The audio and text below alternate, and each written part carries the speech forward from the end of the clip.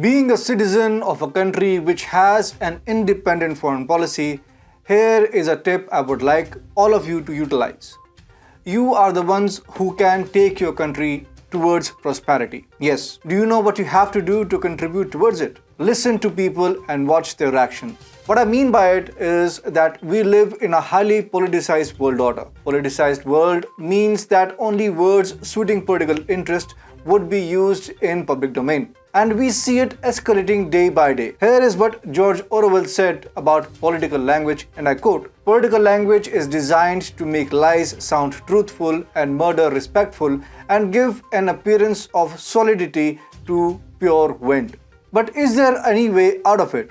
Well, yes, there is a way out. And you will be surprised to know that it is much easier than you could even imagine. The solution to access politicization is to look at the actions of the authority and forget about what they spoke of. Here is an example of reality check we got from watching their actions. While for a long period of time, Indians, like everybody else, were smitten by free market principles propagated by the West, the analysis of their actions elaborated a totally different story. Namaste and welcome to TFI English, the national socio-political analysis arm of the TFI Media Group.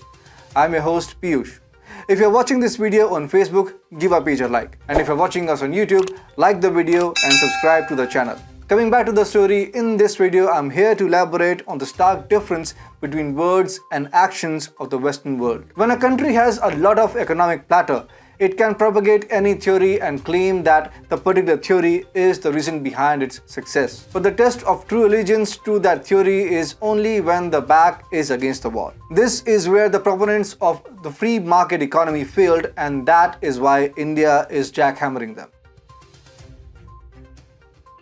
The Modi government has made it clear that unlike Western governments, it does not interfere in the day-to-day operations of private companies. Vinay Quatra, our foreign secretary, gave this reality check to the media at the media briefing during the Shanghai Cooperation Organization or SCO. Quatra explicitly said that the Russian oil available in India is there only because private companies are taking advantage of cheaper price of oil being sold by Russian companies. Quatra also remarked that privileges which G7 countries have accorded to themselves are not available to India. Quote, "India is not a member of the G7. Deeper discounts, market pricing. Look, we have said this several times that when the Indian entities go out and try to respond to India's needs of the energy security and procure oil, they essentially procure it from the market." Stating again that the government is not involved in the oil purchases, Quatra added, "These are not government-to-government purchases that we do." Western countries have been furious over Indians refusing their demand of not buying Russian oil. They have been trying their best to pressurize India into accepting their self-defeating demands. Various methods, including overt and covert aggression, were tried, but Indian companies just did not give a dime about their demands. On its part, the Indian government also did not pressurize any company against buying Russian oil. On diplomatic forums, Indian Foreign Minister S. Jaishankar also took on journalists criticizing the purchase of cheap oil. Resultantly, India's import of Russian oil has increased by 50-fold in the aftermath of the Russia-Ukraine crisis. Russia's position as the top oil supplier to India keeps hovering between number 1 and number 3. But there is a larger point which we are missing here. The larger issue at hand is hypocrisy. No, we are not talking about Europe's dependence on Russian fuel. We have talked about this a lot in the past, so no point. We're talking about the inherent hypocrisy hidden in their attempts to reduce their dependence on Russian oil. Yes, even after their sincere attempts to minimize their dependence on Russia, Western countries could not shelve themselves from criticism of hypocrisy. In fact, they are so cornered that whether they buy Russian fuel or not, hypocrisy is bound to hit them. Let me explain by giving you a brief snapshot of how modern-day Western economies have been shaped by economic theories. The plinth of modern-day Western economies is rooted in the concept of a free market economy. The concept first came into effect when the Industrial Revolution started to take shape in the European countries during the 17th and 18th centuries. Within no time, the perception of land changed from crop-producing stuff to something on which factories could be established. Now, the problem with availability of land was that its supply is inelastic. It means that land does not follow the direct correlation link between demand and supply. So while for a resource A, an increase in supply by 2% means a similar change in price, for land, an increase in supply of land by 2% may mean an increase of 25% in the purchasing price. The problem got so exacerbated that it became easier to conquer land rather than buying it. This is where European powers went bonkers over their expansionist policy in Africa and Asia.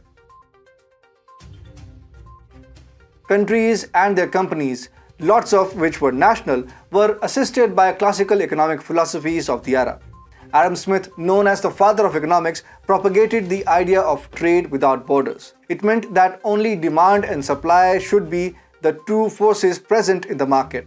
According to him, the free market should not prioritize one company or the other.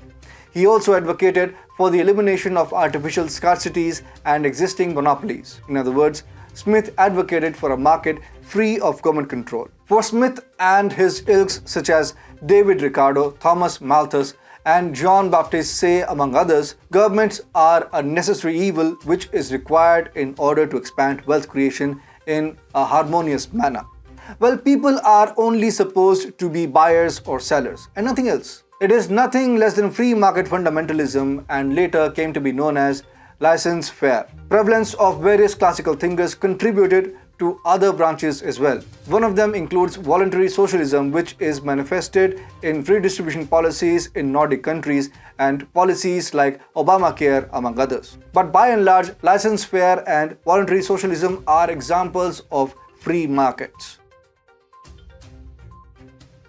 Throughout the last 3 centuries, Western countries used this philosophy for economic justification of their colonial rule. If you observe closely, there is an inherent contradiction in it. They were using the philosophy of stateless trade to occupy newer states. This is a marvelous feat, something which could be achieved only with the connivance of intellectuals. Even after colonialism disappeared, these countries did not stop pushing for a free market.